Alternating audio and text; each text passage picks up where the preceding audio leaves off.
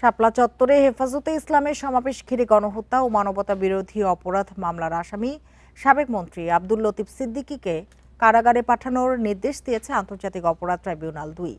তার বিরুদ্ধে হেফাজত নেতাকর্মীদের উৎখাত পরিকল্পনায় জড়িত থাকার অভিযোগ রয়েছে। মামলার ৪১ আসামির মধ্যে শেখ হাসিনা সহ এখনো পলাতক রয়েছে ৩০ জন। রাজধানীর মতিঝিলের শাপলা চত্বরে হেফাজতে ইসলামের সমাবেশকে কেন্দ্র করে গণহত্যা ও মানবতা বিরোধী অপরাধের মামলায় গেল সোমবার পলাতক ৩১ জনের বিরুদ্ধে জারি করা হয় গ্রেপ্তারি পরোয়ানা। ওই পরোয়ানার ভিত্তিতে বুধবার গ্রেপ্তার হন সাবেক মন্ত্রী আব্দুল লতিফ সিদ্দিকী। রাতে ডিবি কার্যালয়ে রেখে বৃহস্পতিবার দুপুরে নেওয়া হয় আন্তর্জাতিক অপরাধ ট্রাইব্যুনালে। এ সময় তাকে কারাগারে পাঠানোর নির্দেশ দেন আদালত। ট্রাইব্যুনালের উদ্দেশ্যে কথা বলতে চাইলে আদালত লতিফ সিদ্দিকের কথা শোনেননি, তবে তিনি এ সময় নিজের ফাঁসির দাবি জানান। প্রসিকিউশন জানায় ২০১৩ সালের ৫ মে হেফাজতে ইসলামের সমাবেশ থেকে হেফাজতের নেতাকর্মীদের উৎখাতের পরিকল্পনার সাথে লতিফ সিদ্দিকী জড়িত। তৎকালীন প্রধানমন্ত্রী শেখ হাসিনার সাথে বৈঠক করেছিলেন।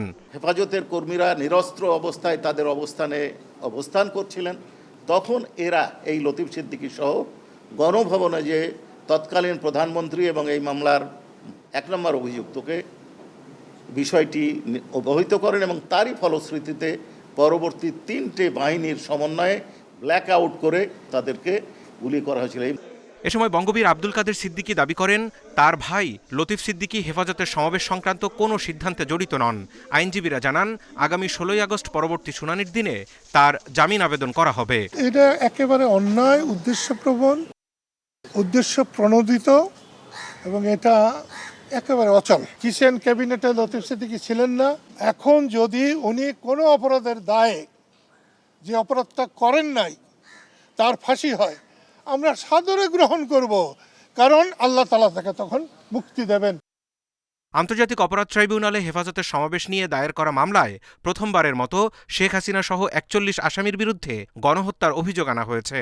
এর মধ্যে আছেন সাবেক ১১ মন্ত্রী, ৪ জন আইজিপি, সাবেক এক সেনাপ্রধান সহ অনেকেই। Zahidul Bashar, Independent News, Dhaka.